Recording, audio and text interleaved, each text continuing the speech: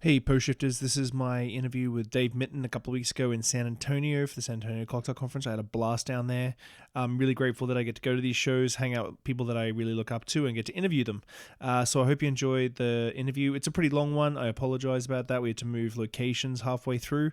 But when you start talking to Dave, you really understand how you can get away. Time gets away from you when he starts talking about the Toronto cocktail scene and everything else. So I hope you enjoyed the episode. Sound quality is getting better, I promise. I got new equipment, and slowly but surely it's going to get better. So I appreciate everybody's support while I'm getting through it, and I hope you enjoy this episode. Cheers. This is the Post Shift Podcast, a raw look at the hospitality industry. But I suppose we should start, and Yes, sir. you want to introduce yourself to start? Sure thing. Dave Mitton, global brand ambassador for Hiram Walker's Canadian Whiskies. Nice. Or I should say, I'm Dave Mitton, global ambassador for Corby Spirit and Wines Canadian Whiskies. Is A lot that of your whiskeys official come title? out of Hiram Walker. Yeah. So is that your official title? My official title now, to be honest, is it's a global ambassador for Canadian, international Canadian spirits. Okay. So I will be the guy that clearly my main thing is Canadian whiskey internationally, but Corby owns some other products like Angava Gin or Chick Chock rum, Lamb's rum. If anything is needed outside of Canada on those brands, I will But your focus look is the after that. whiskeys. My focus is on whiskeys, absolutely. So For now. I don't think we should go back all the way because I think that'll be a way to look too far an episode. You started bartending in Halifax. I started bartending. I started in the bar industry in Los Angeles, California. Oh, that's right. You were a musician? I was a actor, wannabe actor, going to school, classes, doing whatever I could as an illegal alien, working as a bathroom attendant, bar back, busboy. Found my way into a pretty decent position, getting paid by the hour, working the door at a club in Beverly Hills, which was great. It was fine. I was actually under the age of 21. I was 19 and 20 when I lived there. Being a legal alien, no one really asked for my ID anyway. And fell in love with the industry in the sense that it was just very exciting. And when I was bar backing, I was watching the bartenders and wanted a part of that action. What made you go to LA though? Being a small town kid from Riverview, New Brunswick, or Albert County, New Brunswick, been working in theater for a few years. Also, it was the full-on like It was a 1990s romantic. I need to go to LA and be a big star. It was actually my parents' suggestion because I had been working in theater for a few years and volunteering at theater, like just anything I could do to work in theater and film and television, which was very small back then. And they suggested, like, if you're going to do this, you might as well go for it and go either to Toronto, New York, LA. And at that time, I had been traveling, had an old Volkswagen van with some buddies, and we had spent months driving across Canada and the U.S. and into Mexico and just trying to, just little backpacking bums, really, but trying to explore our own country in North America. And I ended up staying in LA for a few days with them, and I fell in love with LA at that time. It was coming from the smallest town in Canada, probably. It was very overwhelming. I didn't know a soul there. Gritty, grimy, almost dangerous. I feel like there should be a montage.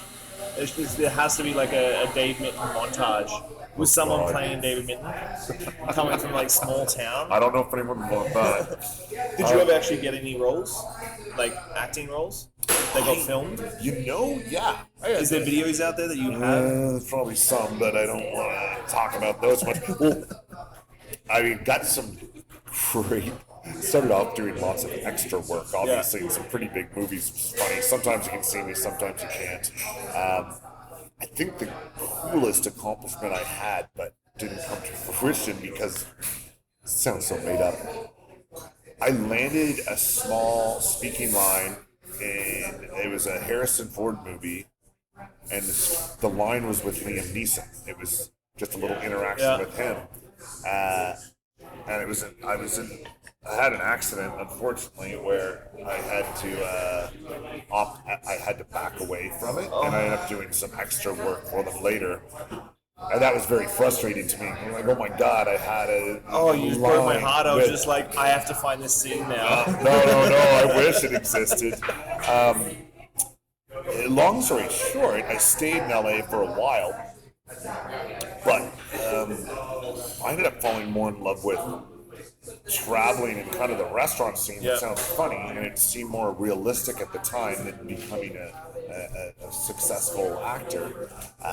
So I kind of rolled with it. I went traveling for a few years overseas. Found myself working in bars and restaurants, obviously paid my way, really fell in love with the industry.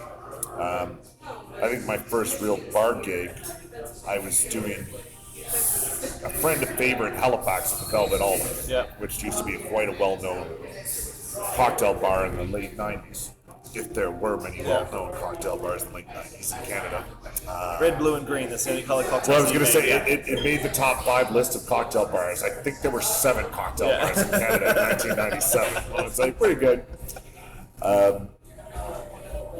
Did a favor for a friend, and I was working the door. I headed up security for him at this little cocktail lounge, so it was pretty easy. But a position came open to get behind the bar. Long story short, I had a shot, made it. I just fell in love with that family, the family that was there, the people that I learned from about bartending. Gordon Hanna was the man who taught me everything I knew back then about bartending. We're still dear friends now. He runs the Drake Hotel bar programs. Fell in love with the craft. Fell in love with it. Kept traveling a little bit afterwards. Went to Australia, New Zealand, and Asia for a while. And ended up, where did I end up after that? Timelines. Oh, I ended up in Toronto, 2001. Okay. And funny enough, I went back to Toronto to kind of go back into the acting thing.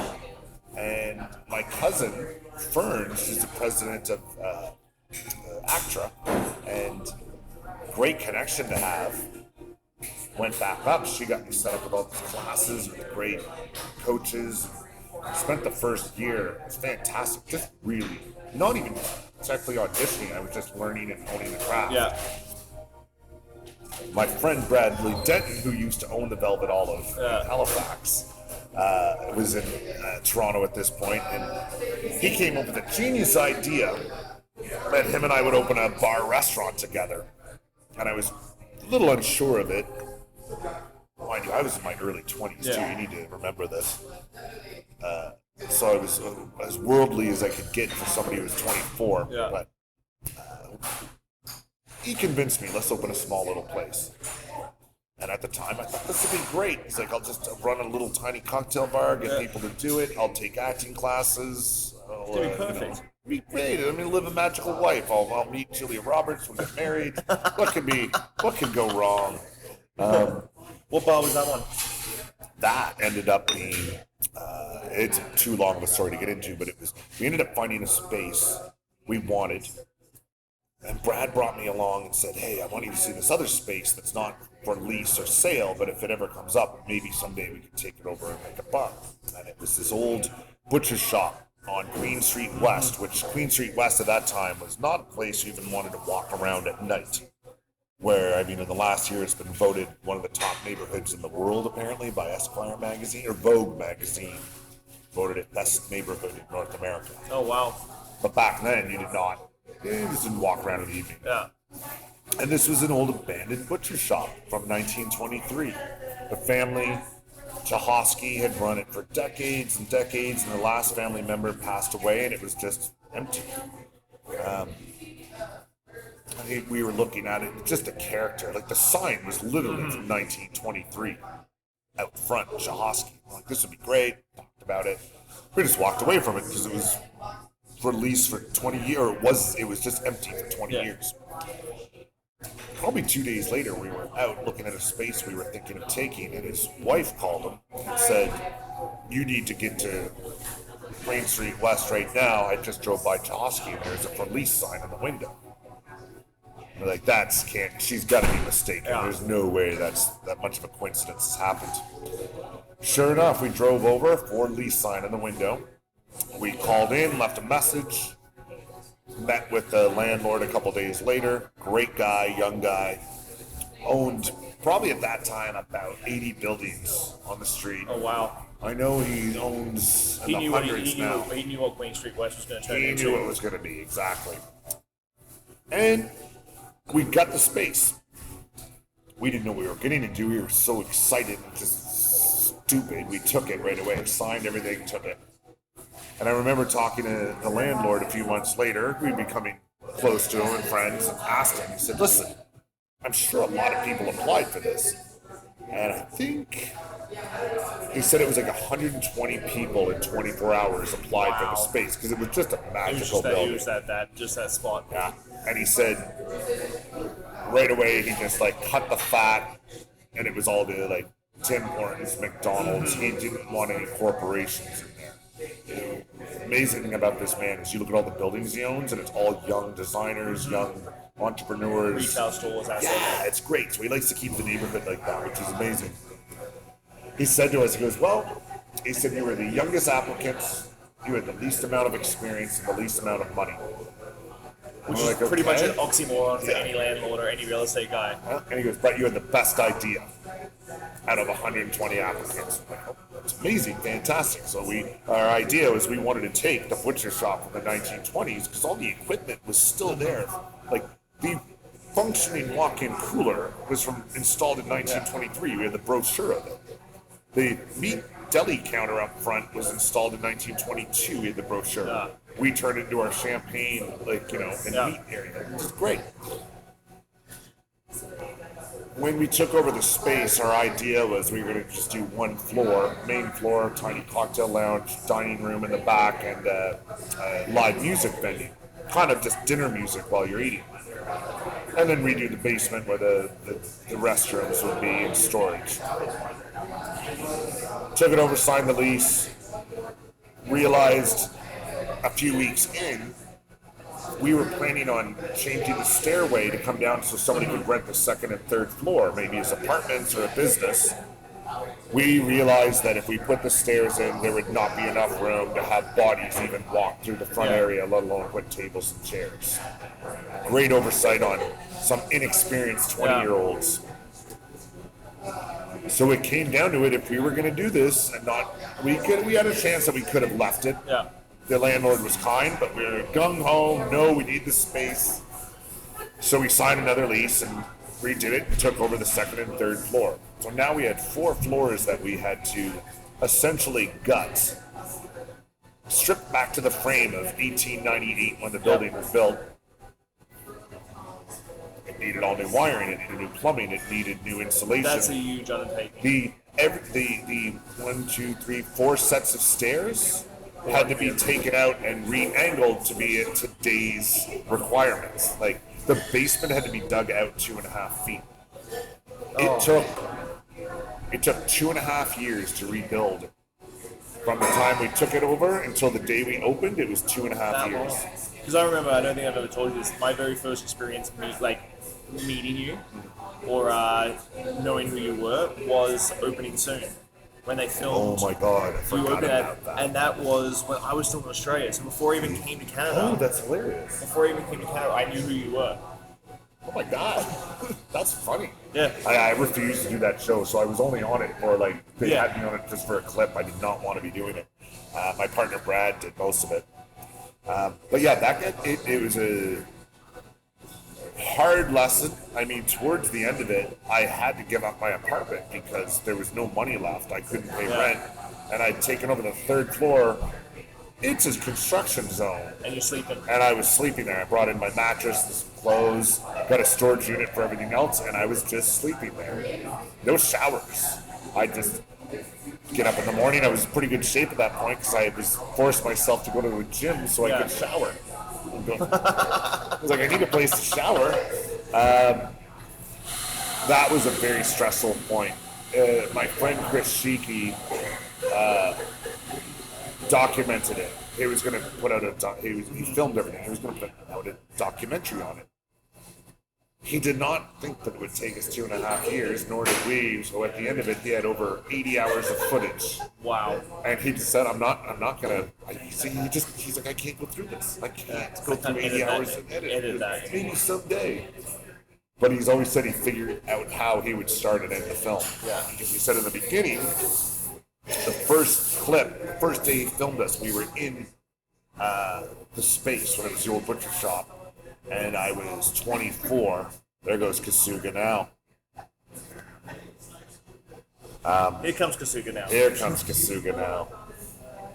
That sounds. Here comes Kasuga now. Hey, guys, t-shirt. God, I love her. This is my favorite. I have time tonight if you're around. Hi, It's Kasuga.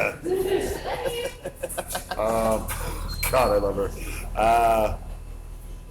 There goes a Team Taco. Look at her, she's blowing kisses at the boys. Yeah. My God, amazing. But she's got a boyfriend. She's not flirting. She's just being friendly. So Where was I? Oh. 24 and... Yeah, 24. He was always say that if the documentary ever came out, or the film, whatever you call it, there's a scene where I am full of life and I'm ready to take on the world, and I'm 24 and I weighed about 210 pounds, and I'm just so ecstatic that I'm about to become a bar restaurant owner. To the end, where it was the final days of filming before we opened, and it was a 26-and-a-half-year-old who now didn't weigh 210 pounds, he weighed 160. Yeah. And my hair had thinned out, and I'd just given up on everything. I was like, I don't care. We're done. It looks amazing. Who cares? Let's just get it open. Yeah. And, like, we need to make money. It's over. Thank God we did hold on. We survived. We were very fortunate. By the year... We opened in 2005, and this is before real lists existed of, best bars and whatnot, but we were pretty happy. We got Wallpaper magazine out of the UK gave us 5th best bar. Nice. They did a list of 100 around the world, and we got number 5, which It was a pretty beautiful cool. space. We built it literally with our hands. We had a construction team doing all the plumbing, wiring, drywalling, but Anything that needed to be stained, anything that needed to be wiped down, anything that needed to be sealed. We dug the basement out 2.5 feet with our own hands and lugged it up with buckets and ropes. We had to change the 3rd floor, was going to be a private lounge and bar, but we found out at the end that we were going to have to put in a sprinkler system because of the requirements.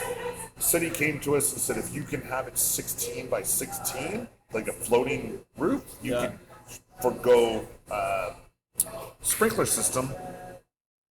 Thank God, upstairs it was 16 feet wide going across. So we stood up there with ladders and chainsaws, and we cut the floor out ourselves to make it 16 by 16, and had the construction team clean it up. We took the old beams, because building was built in 1898. We took the beams to a friend who milled them down and made a bar top out of it for us. So, this is literally from the building. Yeah. In 1898, we made our downstairs bar from it. So it's the whole way along we were incorporating things like that. We really did put a lot of love and effort into it. I remember even people thought I was insane because in 2005 we built and designed the bar. I had hired a lot of the staff.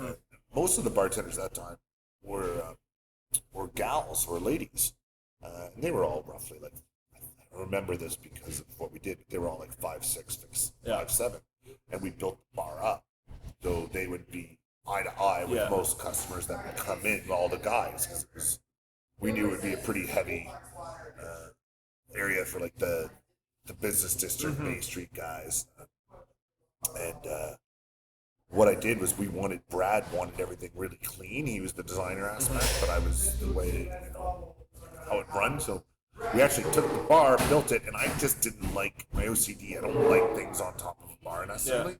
So we took the ice wells and built inserts for everything to be hidden from the eye. And I remember, that is such a common thing now. Companies doing stuff. And all the bartenders thought I was insane. What's wrong with you? Look how efficient this is. Nobody sees anything. You can pull the inserts out, clean them, like hide everything, store it, and we started. I had a great team back then. We started really looking at the game in a different way. I don't know, grew from that over the years, where it's like now, my God, I could go sit in the bar and the bartenders are going to teach me everything. I'm very behind the times. So you're around 27. How long was that open for? We opened. I was an owner for a couple of years. We had to bring on an investor when we ended up, going 2.5 years. That was not my tip money that I was making to do that. Long story short, the investor and Brad and I, it got a little bad. He was not a savory character. Lost all the money that I had to it, but c'est la vie, that's business.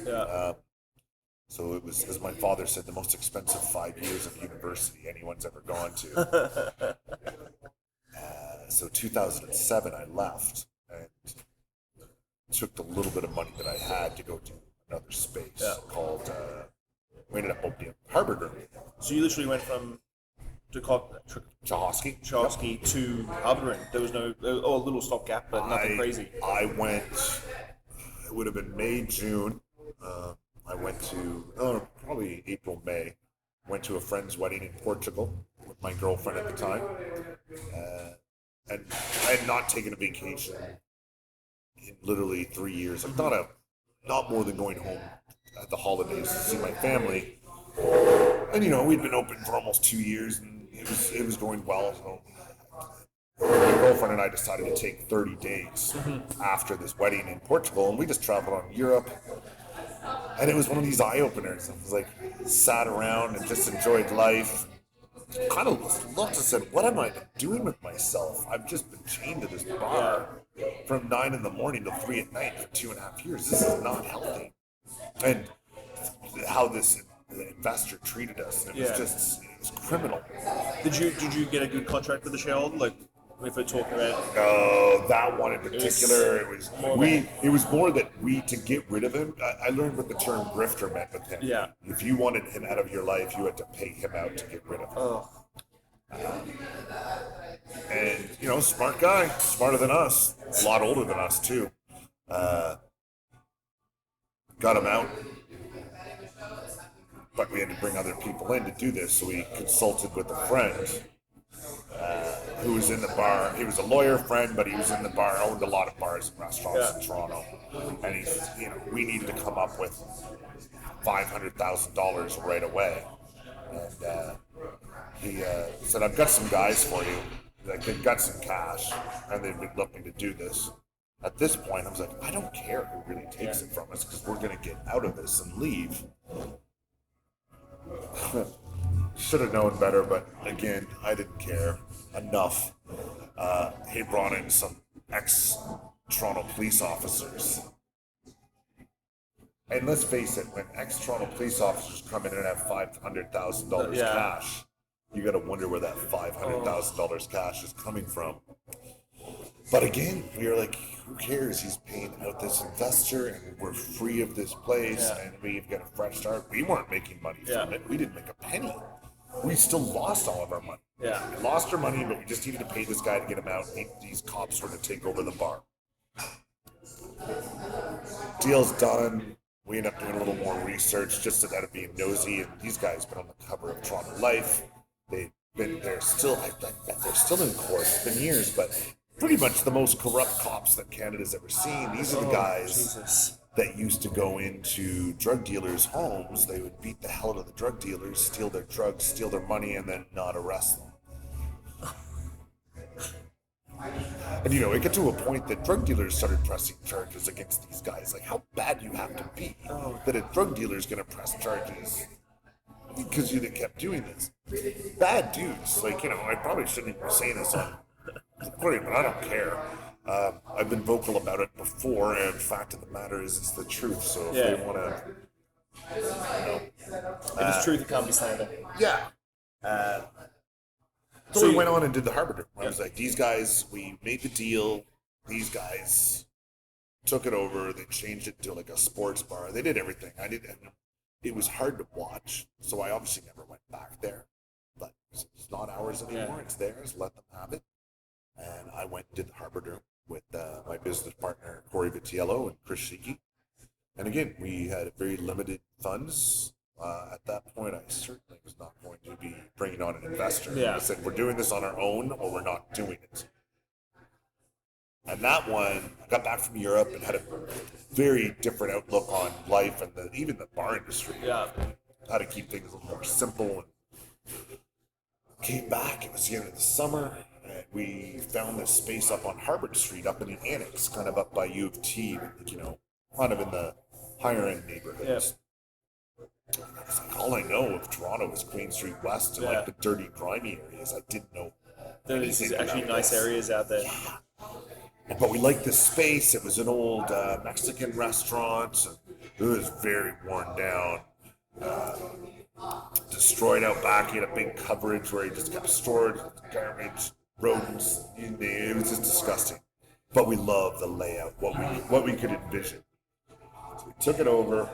We took about 5, maybe 6 months to just to put we didn't rebuild it from ground up, but we really refaced it. It was a pretty space. Yeah, thank you. Yeah, it was great. It was even funny, like the back patio that he used as a storage area and had a roof on it. We looked into it and the license was still legit, and it was one of the last 2 a.m. smoking patios in Toronto. I'm like, this is amazing. You get a 2 a.m. smoking patio in Toronto. And it's in the back of the building, away from the street. And we were the spot that we ended up being very busy for dinners, but no consumers thought we were open after 11 o'clock. Mm-hmm. And at first it worried us, but then we realized what happened is the bar restaurant industry caught wind of that in Toronto. Yeah. So every chef and every server that was getting off at 11 o'clock would come there knowing they'd have a 2 a.m. patio, they could smoke on and drink. They weren't being overcrowded by weekend warriors. Mm-hmm. You could come there on a Friday, Saturday night and get any seat you want after midnight. And it was, and really at the end of the day, it was still like, it really was one of the first bars, because I think Bar Chef opened up around that time too. Yeah, it opened probably a year after us. And Black Hook opened a year after us. It was the true epicenter and baseline for what happened in Toronto in the cocktail culture sense.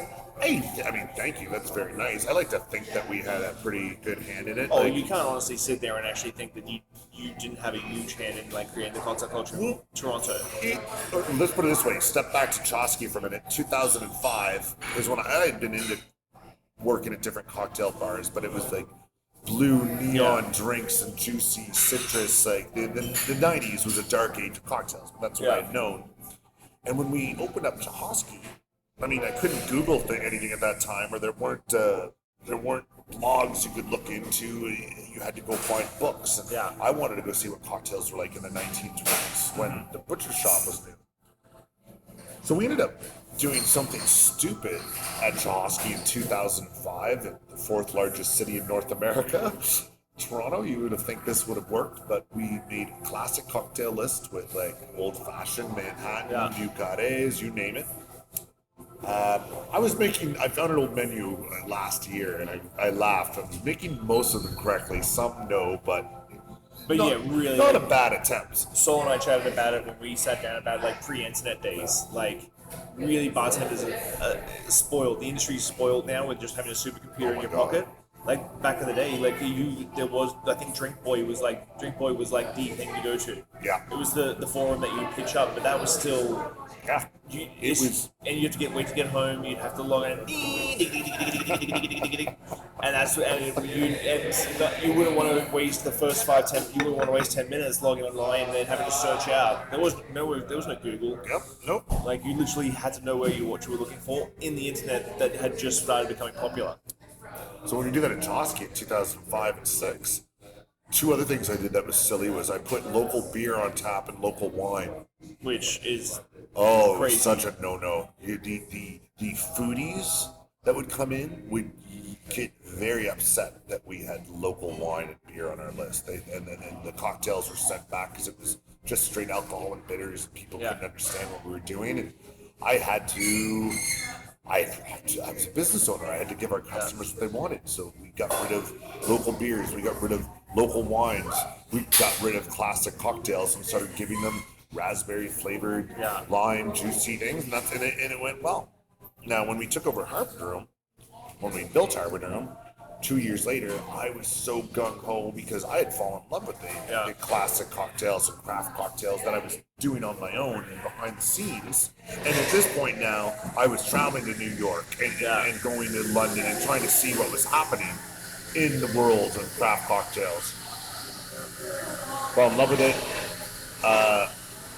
Went 50% craft cocktails and classic menu at Harbor Room, but then we were giving people like what they wanted.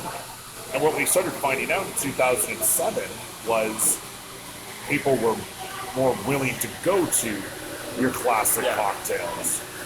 They were certainly more willing to go your Wheeling, wailing on that milk they're jug. going to heat that milk up, and it is going to just, there's going to be like molten lava when someone drinks that. Railing on that milk jug. That's a really hot milk. In 2007, I held my ground and put on, there's just so many beautiful wineries coming up in Ontario and certainly BC, and we couldn't get a lot of that wine. Local craft beers were becoming a thing at that point. And we held true with the cocktails too.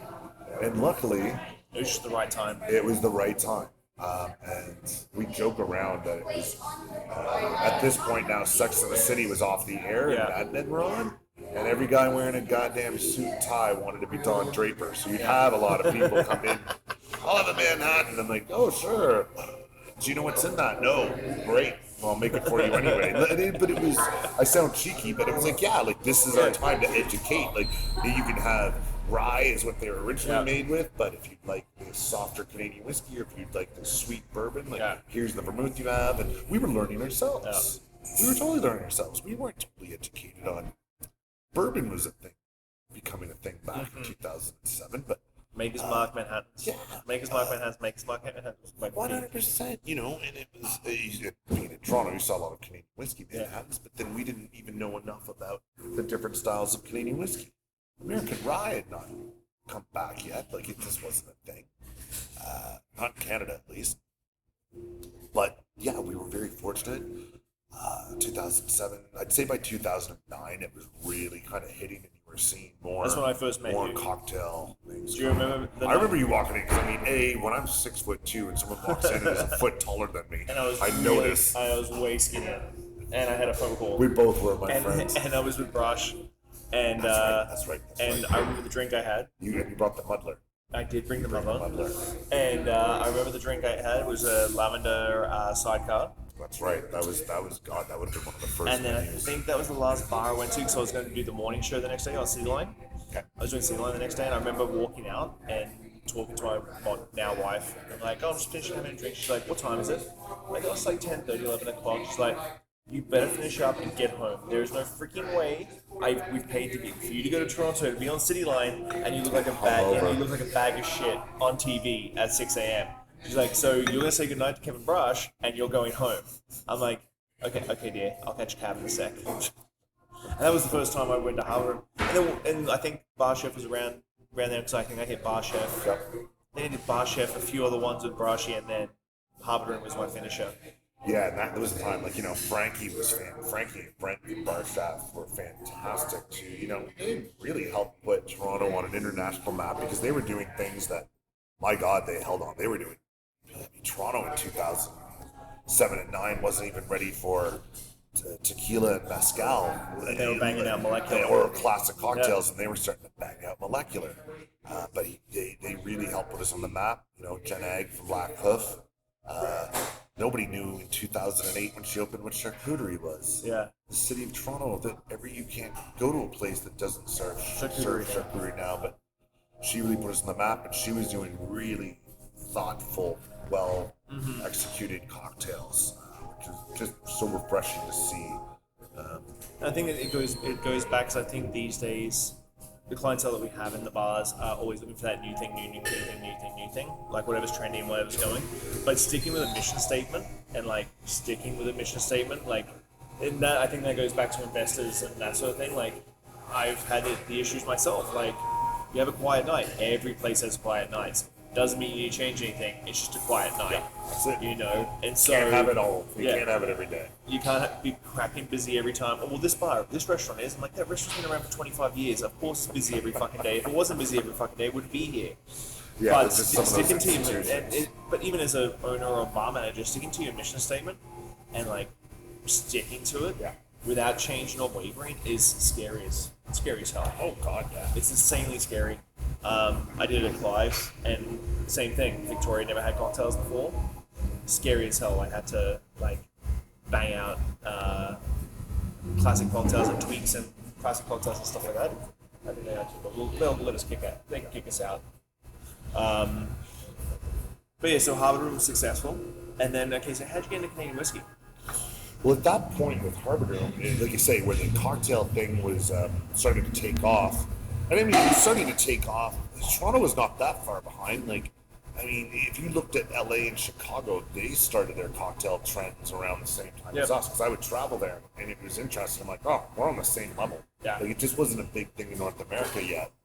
I was very fortunate enough. A lot of different brands or events around North America and some outside of North America, I would get invited to represent Canada in a few of them, and then I got going out west and doing bar shifts with guys like yourself, gals like Danielle Tatterin, and working with the CPBA, and just, you know, getting our name out there. Instagram was not a thing. Facebook was brand new, so you literally just had to email people and go and meet everyone around. And when I started doing a lot of U.S. things, it was funny because there just wasn't a ton of Canadian bartenders going down and doing U.S. stuff. Hey, Polish Shifters, just so you know, we had to change locations quickly. We kicked out the coffee shop we were interviewing in, and so you'll see a little bit of a noise difference, and hopefully this noise quality is not bad. I promise you that my equipment's getting better. This is a couple of weeks old. But yeah, the next section is a little bit quieter, and you'll understand why. It's like, let's get Star Trek thing, to be honest. I'm like, I just keep waiting. Beat me up, Scotty. I'm waiting for you to zap me. We've changed locations. I'm gonna do a little. Shawn, do an edit on this one. Leave myself a note. So I think we were talking about how did you get in from, like, you were at Harvard Room when you took the job with JP Wises. You were still at Harvard Room. You were still. I was still at very Harvard quite Room. active as well. I was still, you know, bartending. Yeah, I was owning, operating, but still bartending 5 nights a week, to be quite honest. Yeah. So it was, I was just I loved it. It was never work. I loved it. I went every day, and I had a very hard time letting go of things, like giving over the cocktail program to someone new. I will admit that. Now, I had a very difficult time giving it over and putting trust into someone, but why Canadian whiskey? That's the big thing. well, Because let's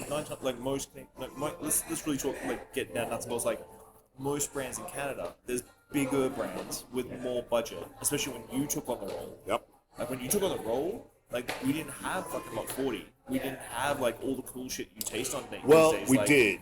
So because here's where it happened.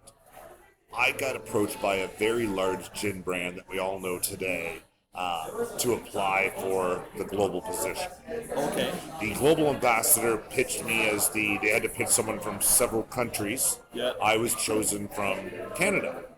Is it a gin company that's still with you now? Or is it a different gin company? No, it's a gin company that's got cucumbers and roses involved. Yes. Which was such a compliment. I couldn't understand why they approached me for it, because I'm like, I didn't feel like I fit the brand. I loved the gin, but just didn't feel like I fit the brand. Just so everybody knows, please Google Dave Mitton, and you'll see pictures of him in denim, and like... And then some more denim and some more beards. denim and beards. And he didn't actually... This is not his persona for Canadian whiskey, it's just Dave Mitton. So he wore denim before he had to wear denim, like, as a job description. That's how, this is kind of the joke. Clad in denim. This gin company approached me, and I was just intrigued enough by the process, and they convinced me to go through the interview process.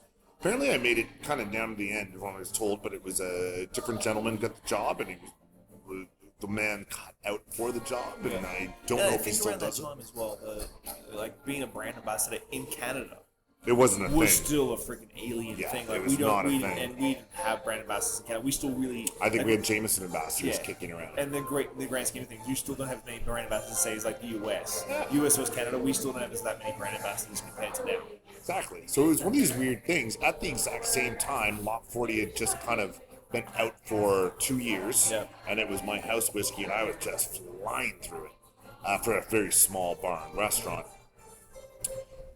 Long story short, word got out when I had applied for this gin role as a global ambassador because everyone was like, "This is crazy. He owns a few bars and restaurants," and a lot of people agreed the brand did not suit me necessarily. So it made people talk. Where I ended up having, in a very nice complimentary way, a few other brands started reaching out to me, going, "We had no idea you were into doing ambassador work." And Corby Spirit and Wine, Pernod Ricard, literally came into my bar and said, "What is going on?" Like, it said, "Well, I just wanted to go through the process. I'm not really sure if I'm going to do it. See what it's like." And they said, "Can we pitch you on something?" Yeah, of course. And, they came in maybe 2 weeks later. We set up a sit down, and as you just said, there were no ambassador roles yet in Canada. Pernod Ricard certainly had ambassador roles for their Irish and Scottish whiskies, but there had been nothing for Canadian. So they pitched me. They said, "We want to create the role of Canadian whiskey ambassador." I said, "Your first year you'll probably look after Canada. Second year you'll do North America. We're looking to build up to global and build a small little army." And that's exactly what happened. It'll be 5 years this June, but I spent the first 2 years doing North America, and the last 2.5 years has been everything outside of Canada. Well, because you've done. Did you do Singapore? No Nothing Asian Asia? countries yet. Not yet. When I started, it was 2 countries, Canada and US, and now we are in 16 countries around the world. She was Australia a little while ago. We're in Australia, Canada, US, Australia, Germany, England, Scotland, Holland, Finland, Sweden, Estonia, Lithuania, France, and did I say Sweden?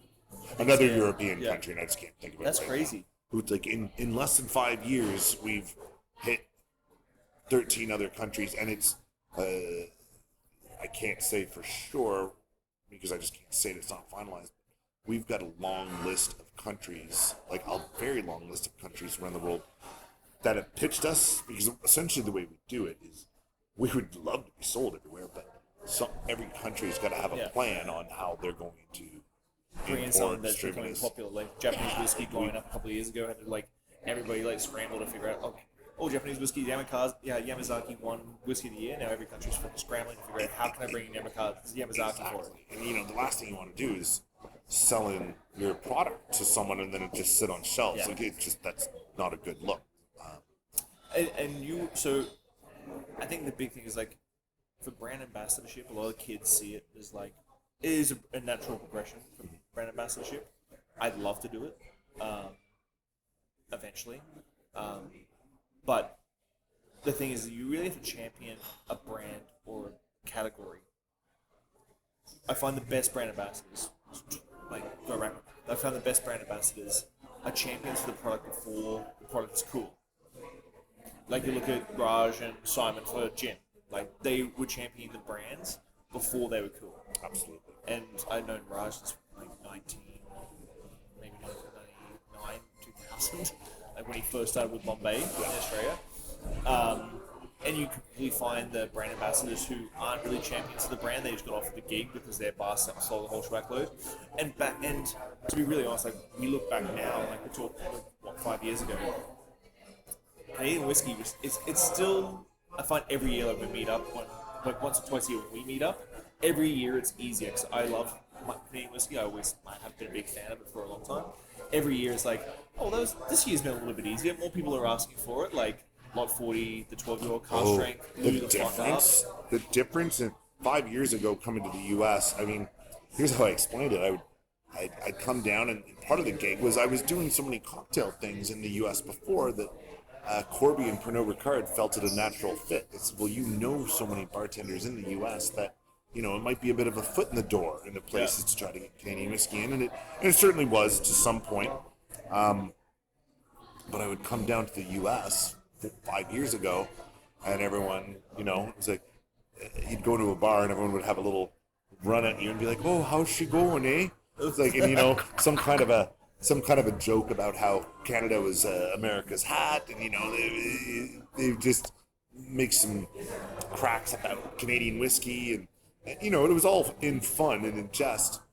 But now 5 years later, there's just been a shift where you come down and there's certainly still a lot of misconceptions and false truths about Canadian whiskey, but Canada in a whole, you come down and everyone starts going on like, "Oh, you're actors, Ryan Gosling, Ryan Reynolds, they're like your sports teams, the Raptors, your handsome prime minister." Like, so many things about Canada has become cool, and even the whiskey. Like everyone's been very excited watching what different brands are doing. I think also the transparency that's come in Canadian whiskey in the last few years as well. The transparency's definitely helped. Like the honesty of the blending, post aging, all that sort of stuff. Education. And like I remember, my funniest one's going to a bar in Vancouver, and they had no Canadian whiskey, and they dogged Canadian whiskey. I'm not going to tell you which bar. I'll tell you which bar after the mic is off. But they would dog Canadian whiskey. Sorry, folks. They would dog Canadian whiskey. Never know. And then they would have Whistle Pig on the back bar. Yeah, that's my favorite. Like, oh, Canadian whiskey's rubbish. I'm like, but you're charging $16 for Whistle Pig. Like, have you read anything? Like, you have a supercomputer in your phone. Like, do not look at it while you're watching, like, reading coffee. Like, there is so much a Canadian distillate being palmed off as American rebottled and being American rye. I'm like, you're fucking idiots. Like, truly. Like, you're just not doing your research. But I do think, like, the transparency from Dr. Don and before that, like, John Paul from 40 Creek, like, it's just...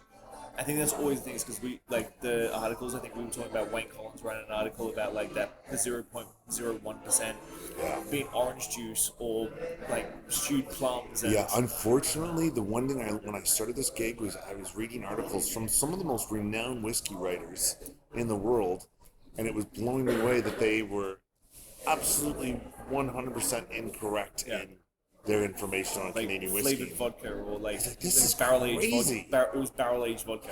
It was like they just decided to make up all the bad rumors. Sorry, I'm so frustrated right now. I forgot how to speak. But yeah, they would just take notions and things that they had heard or read, and they wrote it down in their own book or article saying that's the fact. And when it's completely misleading and untrue, like, it just blows me away. It's changing now. But again, and like Davin years ago told me a story, like, and again, I won't tell which distillery this was, but he booked a distillery tour, like, because it was just before his first book dropped. And for everybody at home, Davin is like the preeminent. I think the only person that probably knows more about Canadian whiskey is Dr. Don. Yeah. That's fair. And he went and stayed for a week in this town. Went to the distillery. He had it booked for a tour, and he eventually never got in. Kidding me. And that's where that sort of secret of, like, non-transparency, like, what do we do to our Canadian whiskey? There's no question that it's Canada, the brands in Canada. It's their fault. It's been all of our faults for not being transparent and not offering education. Yeah, 100%. But even then, you look at Canadian whiskey, not Canadian whiskey, like bourbon, and a lot of bourbon brand ambassadors never talk about the first run through a clog still to clean up the corn spirit before it goes through the pot. It's very interesting. Like, some things get romanticized, other things not so much. Like, I think the transparency has changed the way people perceive Canadian whiskey, and I am beyond blown away with, like, just with how expansive your brands, like the JP Wise's portfolio has become. Yeah, the Rare Cask series. And just the beautiful Northern Collection, Northern Border Collection. All that stuff has just blown my mind, because it shows the older Canadian whiskies and stuff like that, the 15, the 22s, the 40-year-olds, stuff like that. And I feel like the age thing is fine. I feel like everybody's trying to one-up each other for how old the oldest thing is.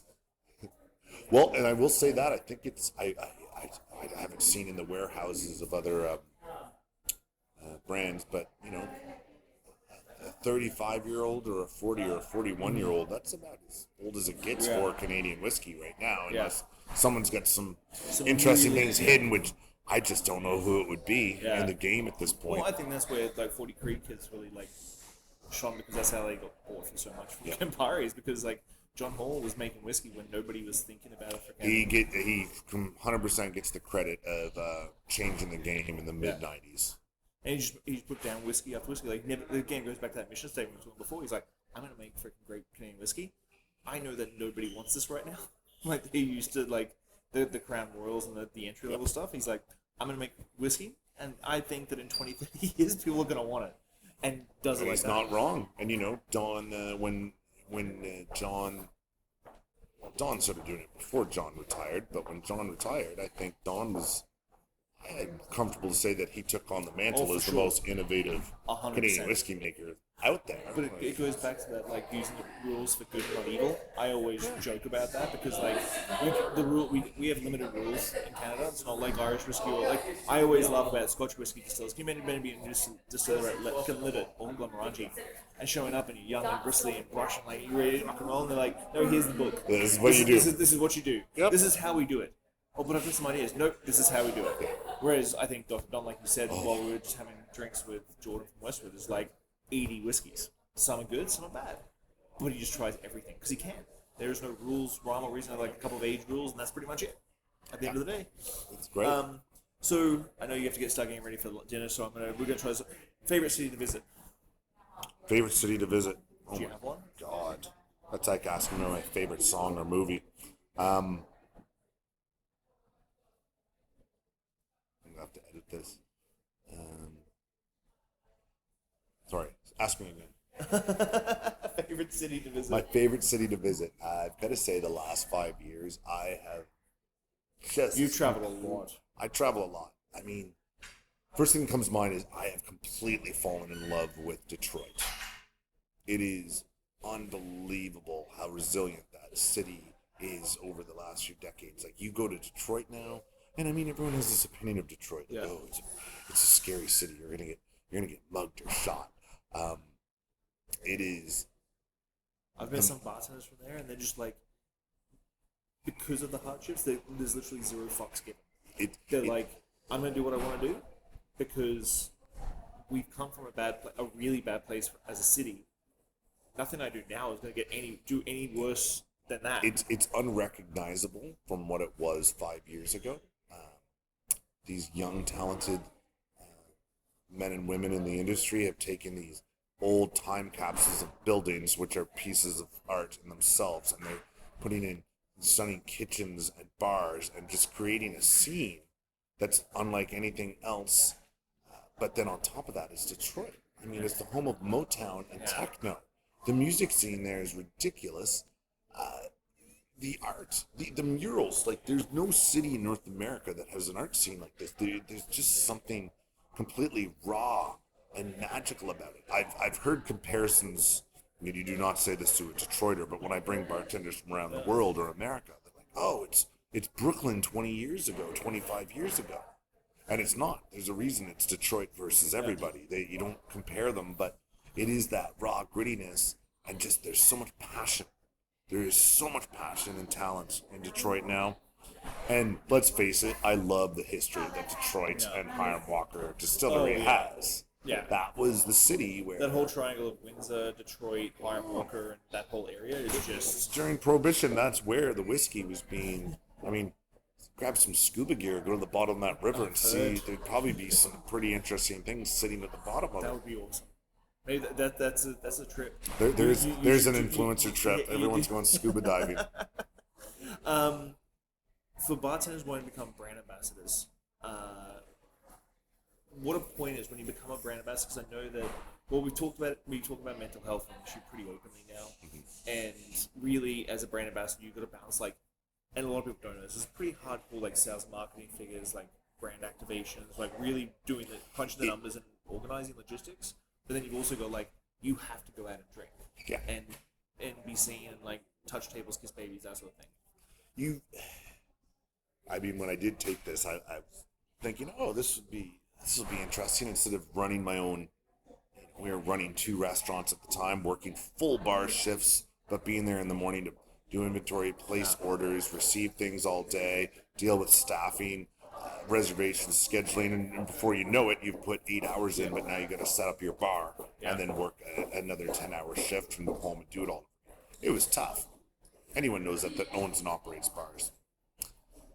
I thought I'd be coming into easy street, to be really frank with this. I'm like, oh, I got to take people out for dinner and some drinks, and then Just because a someone brand. forward makes it look so easy. Oh, it does. It makes it look easy, but anyone that knows who does it, you're not breaking rocks or lifting heavy boxes. It's not hard work in that sense, but you are going from very early mornings because everyone you're having a meeting with doesn't see a reason why you can't have meetings at 8, 9 in the morning. A lot of pressure because my ambassador role, at least, has a lot to do with sales.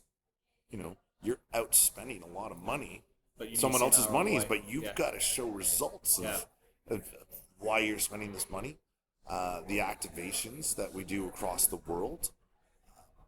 I'm closely involved with all marketing from each country on these activations and the design teams.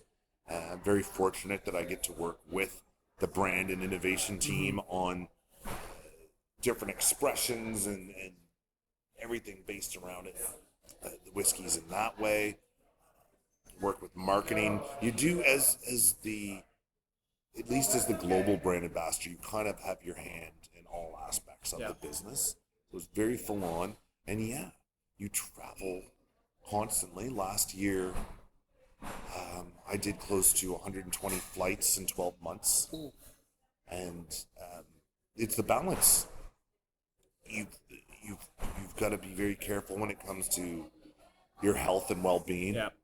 You need to try to get some kind of exercise in every day. At least I do, as a bit of an older guy. You've got to watch what you eat. Yeah. You've got to watch your alcohol consumption because it's a slippery slope. It's very easy to get into a position where you're, with you an hour ago, we're having a drink and catching up, and I could have easily had 1 or 2 more. And all of a sudden, you and I would probably be 4 or 5 drinks in, and it's not even 7 o'clock. Yeah. So you have to be mindful with that. I think the most difficult thing, and again, it's just quality of life, is you have to be on 24/7 for the most part. It's like when you're a bartender. Once you step behind that wood, you switched on. Your problems don't matter. Everyone you're entertaining and taking care of all evening. You're just having the best time ever, and that's the same as me. No matter how bad of a day you're having, no matter how ill you're feeling, no matter how jet lagged, or if you got pneumonia, well, that's a little extreme, but you're the life of the show. And I suppose that goes to the last question, because I'm going to tie this off. Yeah. You went through a rough patch the last 2 years. We talked about the first bar you had and the shady shit that went on there, and you paid for that. Was it taxes? Was it taxes? It was what it was when we were talking about the corrupt cops who ended up buying Chahosky. As you say, I removed myself as much as I could, and it was 10 years completely removed and not thinking of this space or business. Got home from Tales of the Cocktail in New Orleans one year, and there was 2 letters in the mail, one from Ministry of Labor and one from CRA Canada and Canada Revenue Agency, for those of you that don't know. And one letter said I owed $1 million in unpaid taxes, and one letter said I owed $35,000 in unpaid wages. Right away, I said, this is in my mind, like, oh, it's a complete mistake. Different Dave Mitton, or different business, and it was just something horrible. I was thinking the Harbinger. I owned a bar then. It was the Harbinger. Called my business partner. Said, what the hell do I have this letter for in my hand? He laughed. He goes, it's not us, which I knew it wasn't. I read off the business number, and he goes, that's not even our business number. I was like, okay, I'll call these guys and get it straightened out. And I had this moment there's no way. It's been a decade. There's no way this is Chahosky. And I go to storage unit, pull out some old files. I look and like, sure enough, it's Chahosky's business number. Like, then I've got a horrible feeling in my stomach. Long story short, get a legal team, call CRA, call Ministry of Labor. We still to this day don't know how it was exactly done, but the ex-cops put my name back on as the director of the company. And again, it was 2.5 years of legal battles. We don't know how it literally happened because there was no signature on my end. But I've learned this, getting your name off as a director once you owe that money is almost impossible. So yeah, to be completely transparent, the Canadian government, the Ministry of Labor, garnished my wages to get that money for the unpaid employees that I'd never met before. No idea. And they were coming after me hard about the $1 million in unpaid taxes to the point that they were threatening jail time. And I was trying to get to court dates while trying to travel around the world selling Canadian whiskey. It was a time when you went global. It was right when I went global. And you're fucking flying out to I'm flying out, everywhere. and some days I'd have to pay my lawyer and his team to go in without me, which was an extra cost, or if I could be there, which I wanted to be there because I'm trying to look these judges in the eye and explain to them that this is not me. And it got to the point where the judges, like, part of the evidence was like, here's magazine covers of these corrupt cops who, are in court now and might go to jail the rest of their lives. What do you think would happen if they owned a bar? Like, they're trying to screw me over. So we eventually got down to it where 2.5 years of me going through this hell. And don't get me wrong, I know a lot of people go through worse than that, but it was kind of a financial, stressful hell.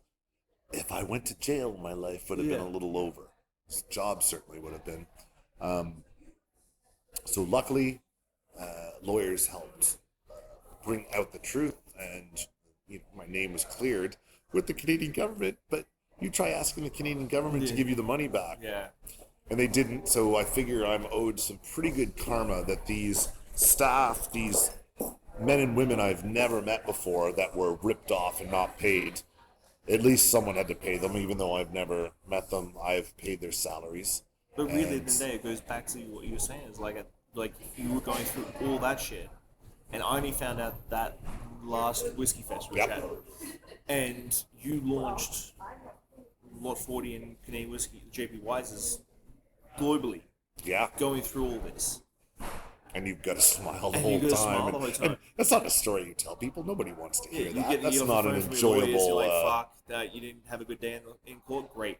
I'm gonna go do a whiskey tasting now. Put a big smile on my face, and I'm gonna convince everyone how happy Canadian whiskey makes you when you drink it. Trust me, that was hard too. Try not, you wanted to have an extra shot or two of that just after. to take off the edge. Yeah, but last question. Of course. One piece of advice for bartenders today. Just a life piece of advice. Life piece of advice. Take care of yourself. I wish, it's a thing now, I wish 20 years ago when I started bartending, we didn't really have mentors in Canada. I wish somebody would have told me to take it a little easier, maybe not work as many hours, maybe not work as many shifts, certainly hold back on everything bad that you're putting into your body. Wear better shoes. Just take care of yourself. Little bounce, stretch. I haven't been a true bartender for a few years now, but you can feel some of the damage that you've done. Yeah, we're about the same age, and there's days like I don't do bartending too often myself anymore, like a couple of night shifts here and there, and I wake up the next morning and they might feel like pins and needles. Yeah, I think of myself of getting off pretty easily. I don't really have any issues. Got some good friends who are my age and treated themselves the way I did, but they've got some, they don't drink anymore, and they've got some bad knees and elbows, and their insides aren't as great as they used to be. We were kind of the last generation of that, very hard bartender. Work Like, hard, and it was that Oh my definitely God. toxic. I would say toxic masculinity of like, Yep. how many hours did you work last shift? 8. Oh God, Pussy. yeah. It was oh Pussy. no, I put in 18 a day, and it's when I owned and operated those bars, we were there that long. It was not because we were trying to prove anyone less of a worker, it was because we couldn't afford to pay the people, so we had to do it. But we definitely worked harder instead of smarter. Yeah, we definitely worked harder instead of smarter. Guilty of that. But okay, I'm gonna let you get ready for dinner. Thanks for having me. No, thank you. I think we really could have fucking just talked forever. Oh, fucking God. Let me do part 2 next year.